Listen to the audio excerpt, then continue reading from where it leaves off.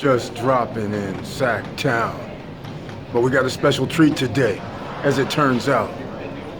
I got my friend Willie, who's an Uber driver. So the video is gonna take a different twist. We can talk about his video driving, or Uber driving, Lyft driving, which has to do with Tryp, the new company, and we'll get his point of view on what's going on since he's gonna be driving me home. And also, another stream of income that he does is based on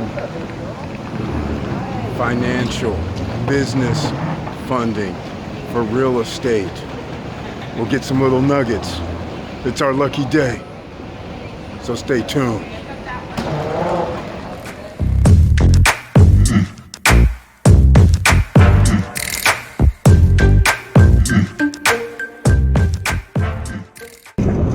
All right, everybody. We have a surprise guest today, my boy Willie Red. Say what's up, Will? Hey, what's happening? Yeah, he's an Uber driver.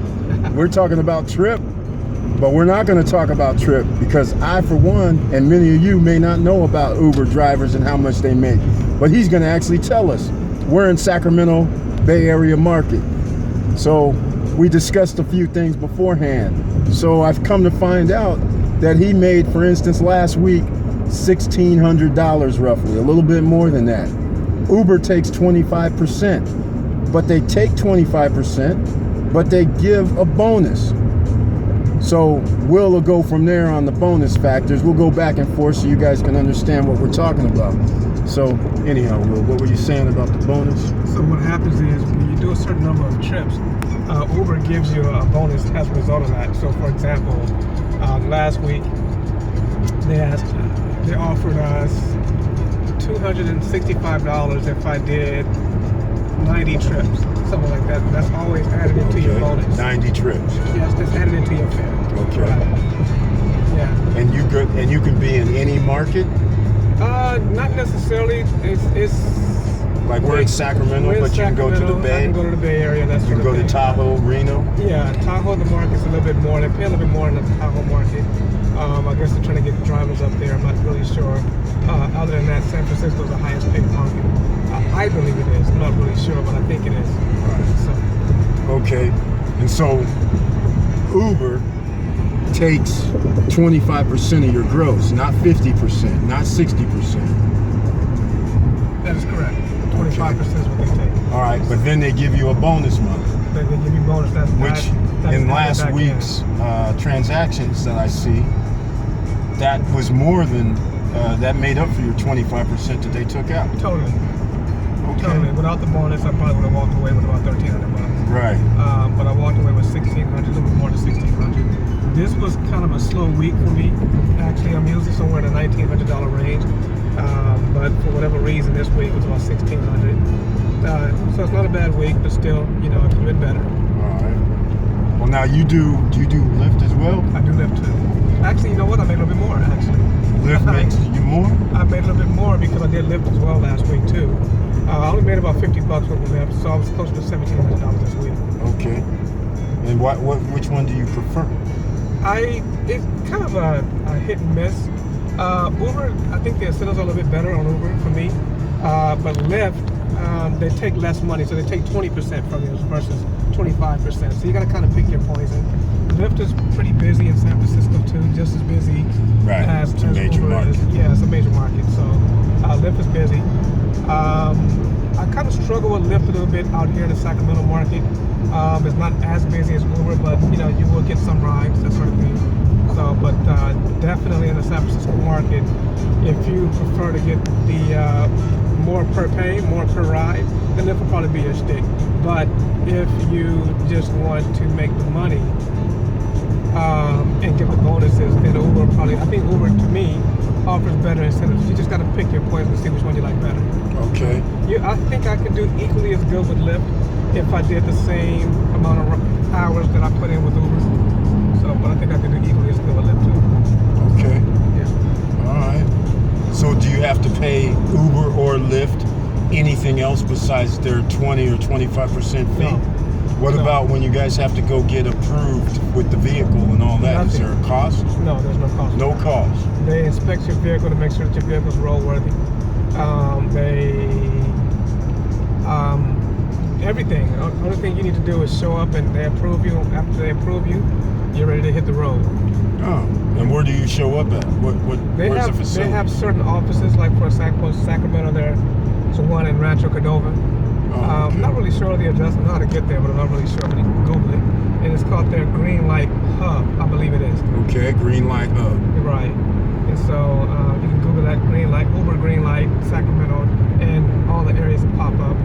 So you can go up there, you can take your vehicle up there, get it inspected.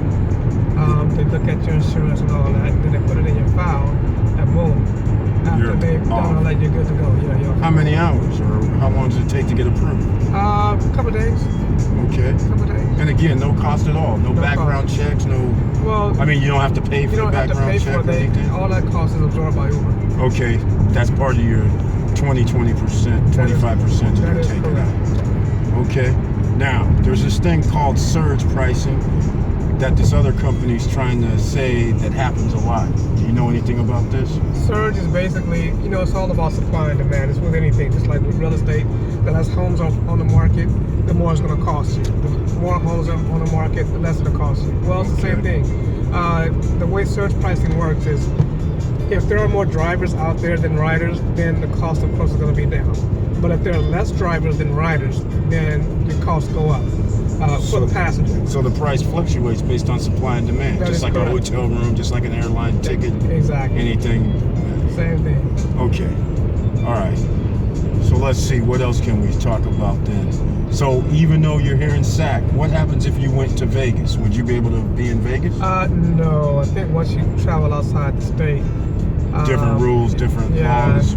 Yeah, you wouldn't be able to drive in another state. You can't go to Vegas. You have to be approved in Vegas? Yes. Could you be approved in Vegas and Sac and LA? That I do not know. Okay. That's a good question. All right. Have you went to LA? No. Okay, so you just been staying up here. Right. All right. I don't see a need. As a matter of fact, I think the market's better in San Francisco because a lot of LA drivers are in San Francisco. A lot of people travel this far. Right. Just to drive. Because it's so good. That is correct. Okay. All right.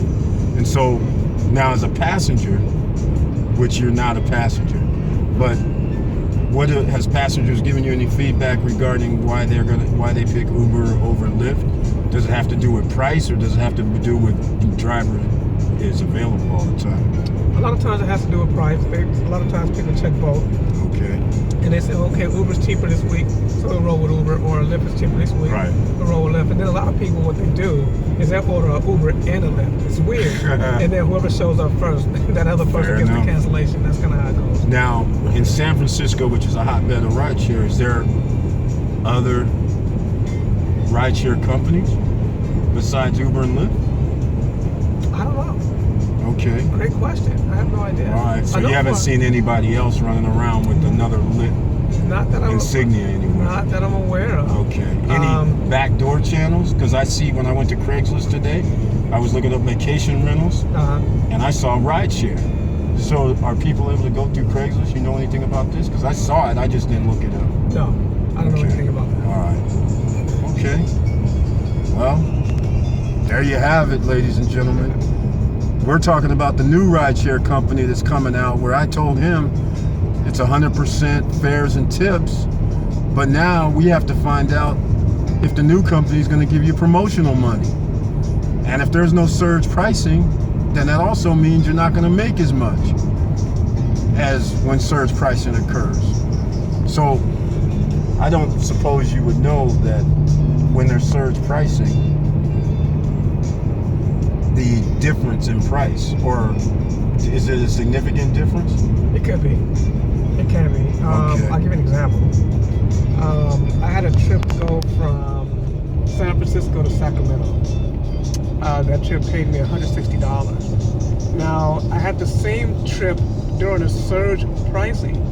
That trip actually paid me $244. Whoa, so that's like $80 difference, almost $90 difference. So it just depends. All right. So surge pricing could be an alternative as well. Okay. The only thing is with the new company, which I'm not mentioning their name because if I do, I got to get corporate approved, and they're not going to approve this. Right. So if there was no surge pricing, or now for you, when you run Uber and Lyft, do you run both apps at the same I time? do not do that. Do not run it. Okay. I don't. There are people who do. I don't. You don't, right? Yeah. So if you knew their surge pricing versus a company that had no surge pricing for the same trip, obviously you're going to use the company that does surge pricing, right? That's correct. Why would you use a company that doesn't, like the same trip, you get 244, and if it's no surge pricing, you only get 160. Right, that is correct. So why would you go with the other company? It doesn't make sense. It makes zero sense to me. It's all about dollars and cents, ladies and gentlemen. All right. Well, me and Will gonna come back at y'all with something else, because he does funding for real estate, and all y'all been trying to get in on that. It may not be today, but it's coming. I've been teasing y'all for this for like 2 months, and I finally got him here. He's a busy man, raising kids, doing everything with the fam, and driving, and other streams of income. Remember, millionaires have 7 streams of income. So you got to get with it.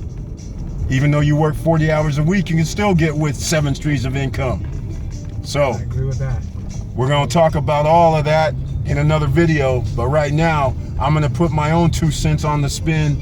Now that I actually got to speak with an Uber driver for how many years have you been driving? 4 years. 4 years. So he's experienced in the market where it all started in San Francisco almost 10 years ago. So we'll talk later. And thanks a lot, Will. Hey, no worries. Anytime. All right. All right, everybody. Here's my take on this rideshare program that you'll see down below. You'll see down below, sign up for free. That's all I'm going to say about it. I don't recommend at this time to do anything else, only because there is no app from this new company. There's no driver app, there's no passenger app. They've been talking about this for at least 5 or 6 months now. And I'll just give my overall general take that I tell everybody. Uber and Lyft started out 10 years ago, 9 years ago, 7 years ago. To this day, they've gotten subsidies from the government. They've gotten angel investors from the beginning. They've gotten other investors from hedge funds, celebrities, people who do investment, banking, all along this way. And yet, after all these years, they're still not profitable. The only way they're going to be able to pay back their investors is by doing an IPO, initial public offering. Lyft is going to be offering their initial public offering sometime this year. You can probably look it up on the internet and you'll see they might have mentioned the date by now. So the question is, any new rideshare company that starts and who's going to try and get a greater market share than Uber, Lyft, they're going to have to spend a ton of money and resources in order to catch up. So there's these other new rideshare companies that are out that after I started searching around, that I didn't even know about, like GetAround, Maven, Hypercar. It's out of control. All kind of people are entering into this rideshare industry in different ways. So that's another percentage of people that may not be using the traditional Uber, Lyft. And then there's Postmates, there's Uber Eats, and on and on and on, where people are now possibly not even going to have cars in the future, because you can pick up cars at different locations and then just drive them around for basically a rent-a-car, a day for the rent-a-car. Like me, I don't use my car every day. So in essence, if I have a car note, I'm paying a car note monthly and I only use my car like 10 times a month. Those are the type of people who may live in inner cities or in a residential area that the store's right around the corner, where they could use one of these other type of rideshare companies, and the cost is a lot less. So anyhow, that's my take on it. But still, you never know when opportunity knocks. You never know which company is actually going to make a dent into the rideshare industry. Uber and Lyft is out there. They probably, I don't know their percentages. I think Uber is at around 40% of the market. Lyft probably has 30. And then depending on what market they're in Asia, Europe, South America. I guess it'll matter then what percentage they have. But there's room for other rideshare companies that, and in this case, this rideshare company is going to try to use technology to gain some sort of foothold on the industry. My concern also is the other companies give bonuses. The other companies make up and have to get the money from somewhere to pay for these bonuses since they're not making money. And if this new company isn't getting some sort of investment or some sort of funding and it's not going to be ongoing, they're going to be in the same position, because something happened last week that was very interesting. When I flew into Fort Myers, it was late night, around 11 at night, 12 at night. It was very funny that I looked down to do my usual Uber app. Normally it's like $23 for the ride. And this time the thing said 60 some dollars. So I thought it was an error. So I was like, what's going on? So then I, just redid it again. And the next time it went like $80. So then that was the first time that I incurred this thing called surge pricing. So, and I did it a third time. And it went to like $73, $74. I can't remember the third number exactly. So then I was like, this is weird. So then I went over to Lyft. Lyft was at $22, which, by the way, the other company's talking about 1%, 2% less with no surge pricing. That's the problem. So I go over to Lyft thinking maybe I'll use Lyft, just like anybody else would. What do I see over there? I have $22, plus I have a $6 coupon apparently on my account, so it would have only cost me something like $16. Guess how many drivers there were at Lyft? 0. Not one driver. 0 drivers. So now it comes to my attention that surge pricing, it matters, because all the drivers that are driving Uber, they just shut down Lyft. There wasn't one driver to come pick me up on Lyft for $22. I don't know with the coupon what they would have gotten, but why would they come get me? Of course not. When they're getting $60, $70, $80 from people. So that's my take on it.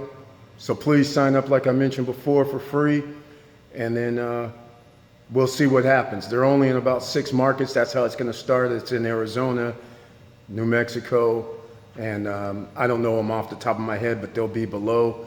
There'll be information, the latest information. This is the end of February. So I did a previous video, but that was almost like a month and a half to 2 months ago about the rideshare. And again, please sign up using the link. So I just want to say, please like, subscribe, and click the bell below so you get the latest updates. Thank you for watching. Now keep your head up, keep moving, and I'm out.